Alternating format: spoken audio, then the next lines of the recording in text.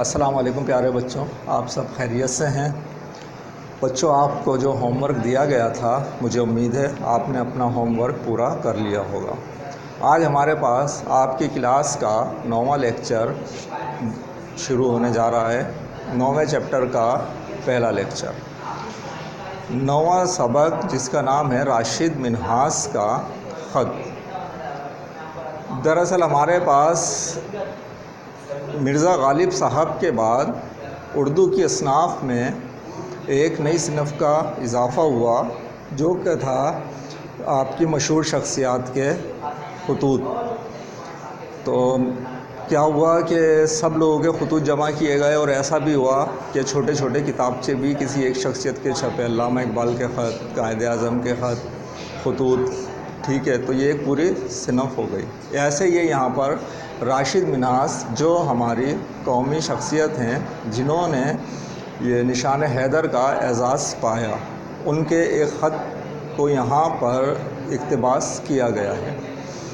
इस ख़त को हम पढ़ने जा रहे हैं। अच्छा, ख़त के बारे में जो मुकम्मल मालूमात है कि ख़त कैसे लिखते हैं, ख़त क्या होता है, ख़त को शुरू कैसे करते हैं, ख़त को ख़त्म कैसे करते हैं, ये बिल्कुल इस सबक के एंड में मैं आपको पूरे एक लेक्चर में ख़त को लिखना और क्या चीज़ कहाँ लिखी जाती है, कैसे शुरू होता है, कैसे ख़त्म होता है, वो बताऊंगा, ठीक है। तो यहाँ पर हम एक ख़त पढ़ने जा रहे हैं जो कि राशिद मिन्हास साहब ने अपने छोटे बहन और भाई को लिखा है। राशिद मिन्हास का तारुफ़ ले लीजिए। राशिद मिन्हास शहीद निशान हैदर 1951 ईस्वी में पैदा हुए और 1971 ईस्वी में आपका इंतकाल हुआ।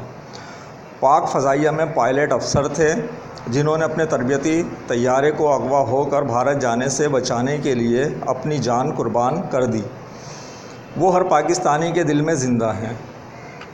ये राशिद मिन्हास के बारे में मालूमात। अब ये जो सबक आपके पास शामिल किया गया है, उसके मकासद देख लीजिए।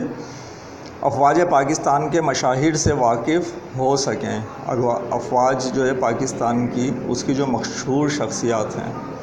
दूसरा, नौजवानों की तामीरी शख्सियत के आला उसूल व ज़वाबित का इदराक हासिल कर सकें। ये जब आप ख़त पढ़ेंगे तो लगेगा ही नहीं कि ये इतनी कम उम्र के किसी लड़के का ख़त है। उन्होंने जो बातें यहाँ पर सीखने के लिए बताई हैं, जब हम उसे गौर करेंगे तो पता लगेगा कि वो किसी मुफ़क्किर की, अदीब की बहुत बड़ी बड़ी बातें हैं।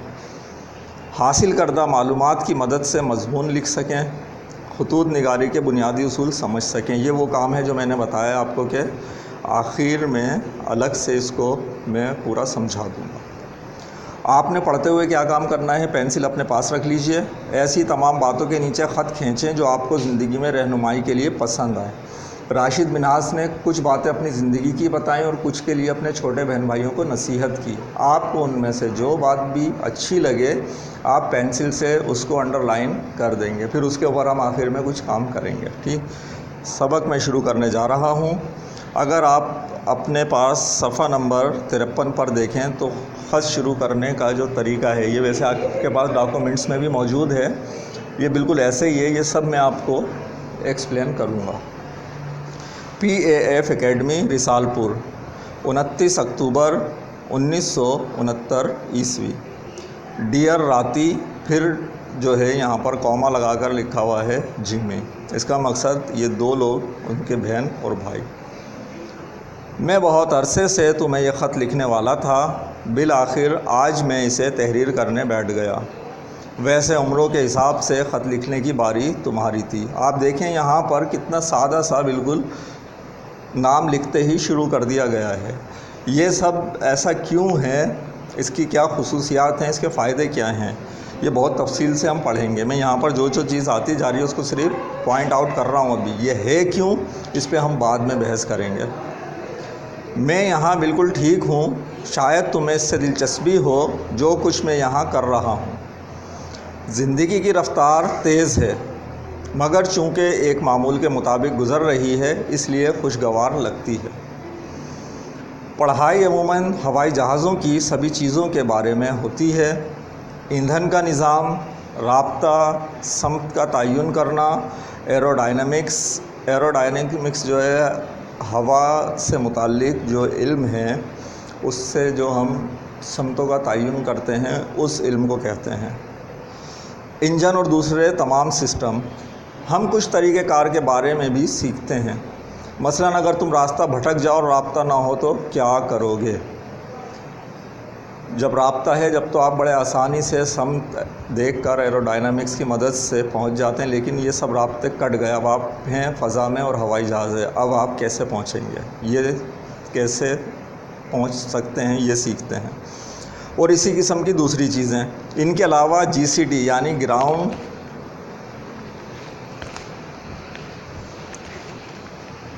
ग्राउंड कॉम्बैट ट्रेनिंग, ज़मीनी झड़प की तरबियत, ये तो पाक फ़ज़ाइया है, लेकिन अगर यकीनन जहाज़ उड़ने से पहले ज़मीन पर लड़ाई हो गई और हमला हो गया तो उस वक्त क्या करेंगे, वो तरबियत। बंदूकों के बारे में हम सीख रहे हैं, इन्हें चलाते हैं वगैरह वगैरह। ज़मीनी बंदूकें सिर्फ़ हल्के हथियार जैसे राइफ़लें, हल्की मशीन गनें, स्टेन गन, पिस्तौल, दस्ती बम, M1 और बर्न LMG हमारी तरबियत में शामिल नहीं हैं।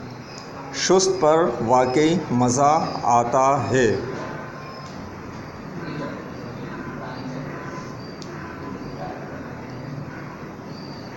ये जो ग्राउंड के ऊपर फायरिंग और उसकी ट्रेनिंग होती है, बेहद शोर भी होता है, ये बिल्कुल फ़िल्मों जैसा होता है। मेरी मुराद फायरिंग से है। फ़कत आवाज़ बहुत ज़्यादा होती है। आम तौर पर हम अपने कानों में कुछ ठूंसते हैं। ज़ाहिर है कि कंधे पर लगने वाले धचकों का तमगा भी हमें कबूल करना पड़ता है। मगर कानों में तो आपने ठूंस लिया, कंधे का क्या करेंगे। इसके ऊपर जो धचके लगते हैं उसका जो दर्द है वो तो बर्दाश्त करना पड़ता है। राइफ़लें झटका मारती हैं। LM बेशक झटका नहीं देती, ये एक किस्म की सनसनाहट पैदा करती है। फिर ग्लाइडिंग भी है, तफरी के लिए इसमें एक लुत्फ़ है। अगरचा आप शाज़ ही 1000 फ़ीट से ऊपर जा सकते हैं।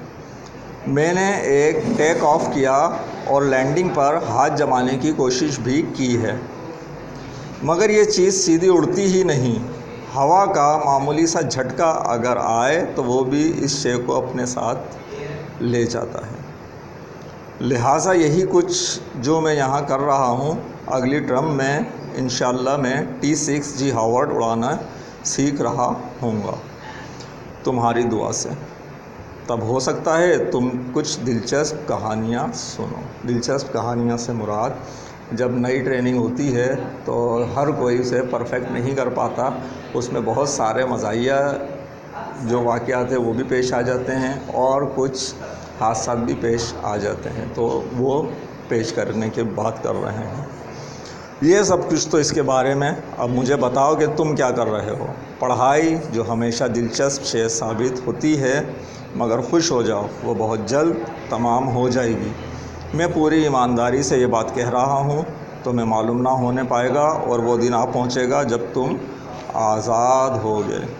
ये जो इन्होंने बोला है आज़ाद होगे, ये तालिब इल्मों की ज़हनी कैफियत पर बोला है तंज़िया, क्योंकि बच्चे क्या समझते हैं, पढ़ाई में बाउंड होकर रह गए, कैद हो गए हैं। तुम उस पर हैरान रह जाओगे, मैं तुम्हें यकीन दिलाता हूँ। मुनासिब है कि मैं इस मरहले पर एक बड़े भाई की हैसियत से अपना लेक्चर तुम पर झाड़ दूँ। कम से कम मुझसे ये तवक्को की जाती है। बात सिर्फ़ इतनी है कि तुम्हारे लिए मेरे पास कोई लेक्चर नहीं, बल्कि सिर्फ मशवरे के चंद हर्फ हैं, एक बड़े भाई से बढ़कर एक दोस्त की हैसियत से। मैं तुमसे ये नहीं कहता कि तुम मेरे लिए कुछ करो या अपने लिए या किसी के लिए भी, क्योंकि जहाँ तक इसका ताल्लुक़ है तो मैं तुमसे ये कह ही नहीं सकता। ये तुम्हारी ज़िंदगी है, तुम्हारी तमन्ना है, तुम्हारी ख्वाहिश है, तुम्हारी सोच है, तुम्हारी दुनिया है। मुझे यकीन है कि तुम खूब जानते हो और अपने मकासद की बेहतरीन तौर पर तकमील के लिए तुम अपनी बेहतरीन कोशिश करोगे। मेरी बात को सच जानो जब मैं ये कहता हूँ कि मुझे तुम पर मुकम्मल एतमाद है। मैं तुम दोनों को किसी तौर से बेहतर तौर पर जानता हूँ। कम से कम मैं भी तो ये दावा कर सकता हूँ, और ये बात भी मैं मुकम्मल सच्चाई के साथ कह सकता हूँ कि तुम दोनों खुशकिस्मती से या बदकिस्मती से उम्मीद अफ़ज़ा किरदार हो। ख़ुद ये खुशकिस्मती से किस लिए कि ऐसा बिहेवियर और रवैया कुछ लोगों को अता होता है, लेकिन साथ में इन्होंने क्या बोला, बदकिस्मती से। बदकिस्मती किस लिए? बदकिस्मती इसलिए क्योंकि ऐसे लोगों को दुनिया और सोसाइटी बर्दाश्त नहीं करती, सच्चाई उनसे बर्दाश्त और हज़म हो नहीं पाती, इसलिए क्या वो दुनिया तंग करती है, रोड़े अटकाती है। तो इसलिए उन्होंने क्या इस्तेमाल किया? बदकिस्मती से। मैं अच्छी तरह जानता हूँ कि तुम अब बच्चे नहीं हो। अपनी तमाम हरकत के लिए तुम्हारे पास तौजीहात होती हैं। तौजीहात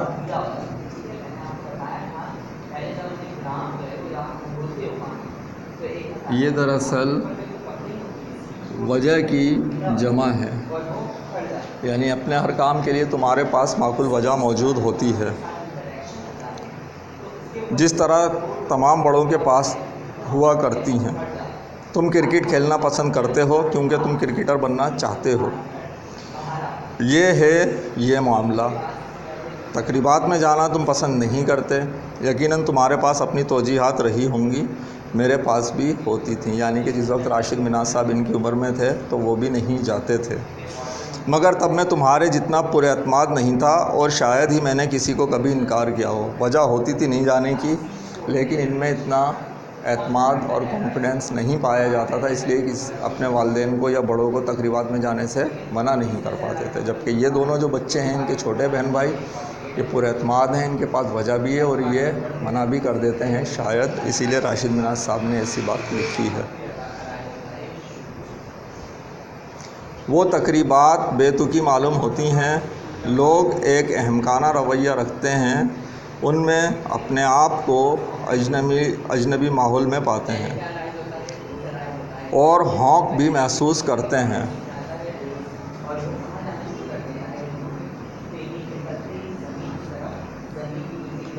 अपने आप को हौंक महसूस करना, आप किसी तकरीब में जाएं और अब बिल्कुल बेवकूफ़ सा या एक तकरीब से कटा हुआ कोई बेमायनी सा शख्स जिसे आप सिर्फ बैठ कर देख रहे होते हो और अपने आप को अजीब सा फील करते हो, उस कैफियत का नाम है।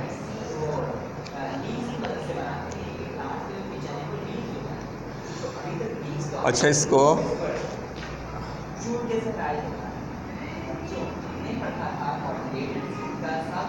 हवन्नक भी इसकी अदायगी करते हैं। अदायगी में इसको कहीं हौंक पढ़ते हैं और कहीं हवन्नक, इसके ऊपर वाव के ऊपर तशदीद लगा कर भी पढ़ देते हैं। बस वो तकरीबात दम घुटने का सामान होती हैं, मगर अब मैं तकरीबात में जाना पसंद करता हूँ। क्यों? तुम जानते हो, अलावा अज़ीं मैं भी जानता हूँ। तुम भी जानते हो यानी और मैं भी जानता हूँ। ठीक है बच्चों, तो हमारे पास पढ़ाने में, रीडिंग में, आज की क्लास में यहीं तक का काम है जो पढ़ने का था। अब हमारे पास कुछ क्लास वर्क है जो हमने करना है। क्लास वर्क में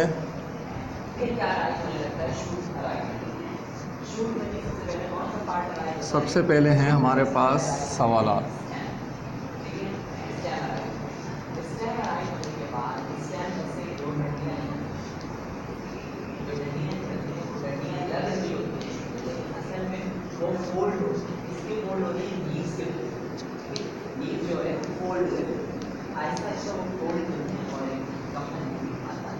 अब आप कहते हो कि इस दौरान ये मेरे रूट सिस्टम और ट्रूथ सिस्टम तक वजूद में आ रहा है।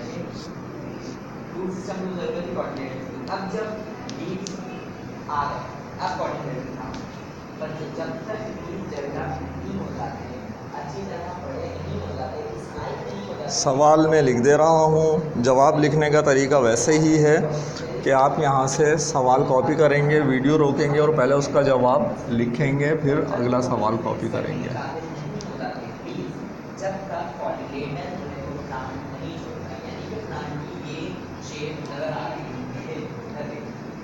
राशिद मिन्हास ने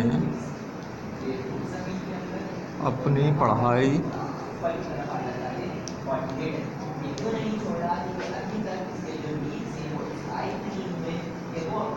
के बारे में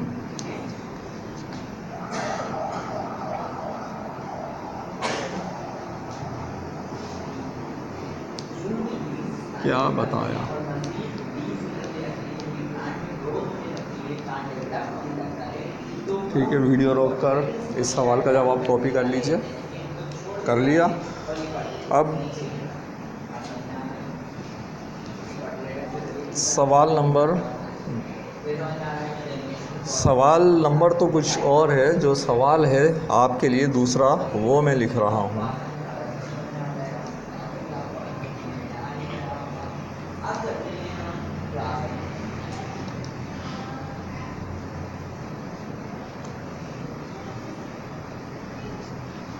राशिद मिन्हास ने लिखा,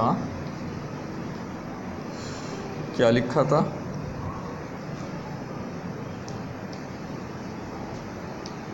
तकरीबात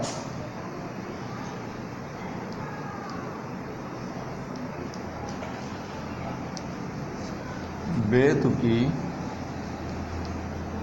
मालूम होती हैं।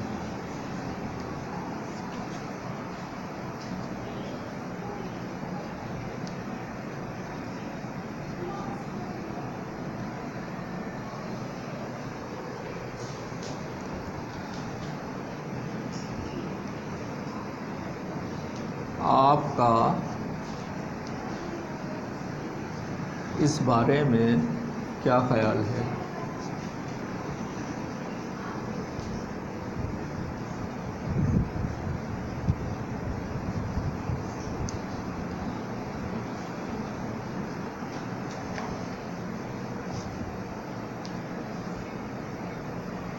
ठीक है बच्चों, तो ये यकीनन हर बच्चे की राय उसकी अपनी पसंद के मुताबिक अलग होगी।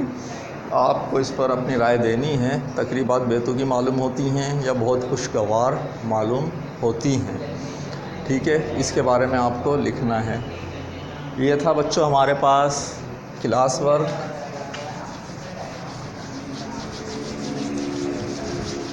अब इसके बाद कुछ काम आपका होमवर्क के लिए, बड़ा मज़ेदार काम है, आपकी अपनी पसंद का, जिसको सुनते ही खुश हो जाते हैं, है ना।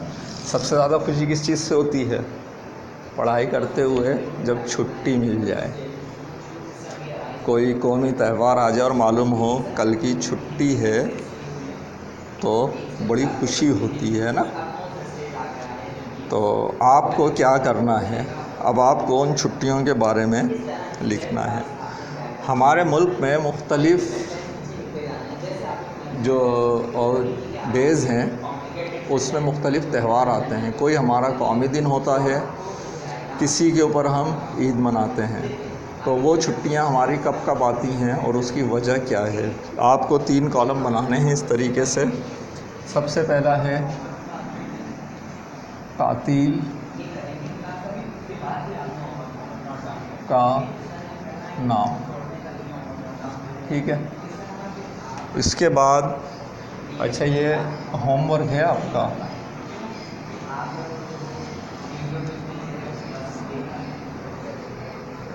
उसके बाद क्यों होती है, यानी कि इसकी वजह लिखनी है। और तीसरा है कब होती है।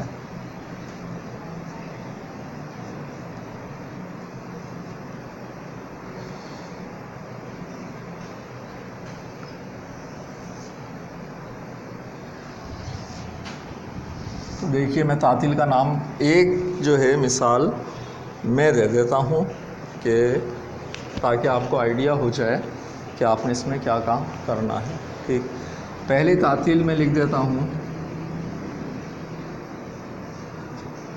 इसका नाम क्या है, हम देते हैं कश्मीर डे।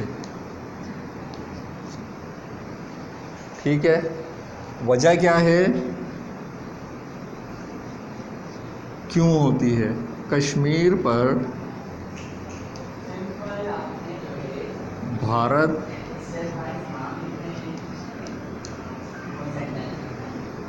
के नाजायज़